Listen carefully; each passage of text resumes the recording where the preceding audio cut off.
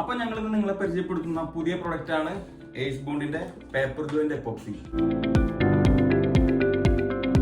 Paper joint epoxy എന്ന് പറയുന്നത് നമ്മൾ ടൈൽസ് അടുപ്പിച്ചിട്ട് വിരിക്കില്ല, അതായത് സ്പേസർ ചെയ്യാതെ വിരിക്കുന്ന സ്ഥലങ്ങളിൽ അപ്ലൈ ചെയ്യാനുള്ള എപ്പോക്സിയാണ് പേപ്പർ ജോയിന്റ് എപ്പോക്സി എന്ന് പറയുന്നത്.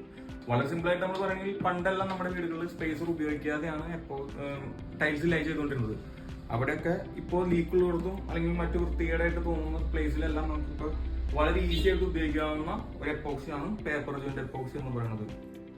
ഇതില് ഓഫ്കോഴ്സ് അതിന്റെ റെസിനും ഹാർഡനറും വരുന്നുണ്ട്, അത് വാഷ് ചെയ്യാനുള്ള ഒരു സ്പോഞ്ചും ഇതിൽ വരുന്നുണ്ട്, അതിനകത്തൊരു ഇത്തിരി ഗ്ലൗസും വരുന്നുണ്ട്, പിന്നെ പൗഡർ വരുന്നുണ്ട് 550 ഗ്രാം പൗഡർ.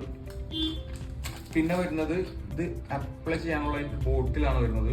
ഈ ബോട്ടിൽ അവർ ഇതിനകത്ത് കൂടുതൽ വെച്ചേക്കുന്നതിന്റെ കാരണം ഈ സാധനം നമ്മൾ സാധാരണ എപ്പോക്സി പോലെ വളരെ ടൈറ്റ് ആയിട്ട് ചെയ്യുന്നതല്ല, ഇത് വളരെ സ്മൂത്ത് ആയിട്ട് ലിക്വിഡ് പോലെ ചെയ്യുന്നൊരു എപ്പോക്സിയാണ്. ഈ പൊടിയും ഭയങ്കര നൈസ് ആയിട്ടുള്ള ഒരു പൊടിയാണ്.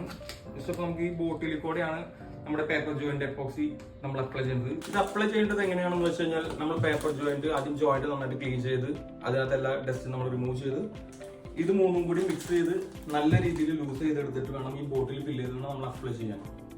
എന്നിട്ട് സാധാരണ നമ്മൾ എപ്പോക്സി ചെയ്യുന്ന പോലെ 20 മിനിറ്റ് കഴിഞ്ഞ് വാഷ് ചെയ്ത് കളഞ്ഞാൽ നമ്മുടെ പേപ്പർ ജോയിന്റ് എപ്പോക്സി ഫിനിഷ് ആയിട്ട് കിടന്നുള്ളൂ. അപ്പൊ നമ്മുടെ പഴയ വീടുകളിൽ സ്പേസർ ഇടാതെയും എപ്പോക്സി ചെയ്യാതെയും ബാത്റൂമുകളും മറ്റു സ്പേസുകളോ വിരിച്ചിട്ടുണ്ടെങ്കിൽ ചിലപ്പോൾ അവിടെ വൃത്തികേടാവാം, ചിലപ്പോൾ അവിടെ ലീക്ക് ആയി തുടങ്ങിയിട്ടുണ്ടാവും. അങ്ങനെയുള്ളവർക്ക് വളരെ യൂസ്ഫുൾ ആയിട്ടുള്ള പ്രൊഡക്റ്റ് ആണ് ഈ പേപ്പർ ജോയിന്റ് എപ്പോക്സി.